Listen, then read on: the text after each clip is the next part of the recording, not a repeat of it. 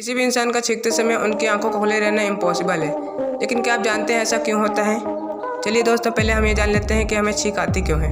जब कोई भी डस्ट पार्टिकल या माइक्रो ऑर्गेनिज्म हमारे शरीर में नाक के थ्रू एंटर करता है, जो कि हमारे बॉडी के लिए हार्मफुल होता है, तो हमारा शरीर उन डस्ट पार्टिकल से माइक्रो ऑर्गेनिज्म को बाहर निकाल देता है और इसी को हम छींक बोलते हैं।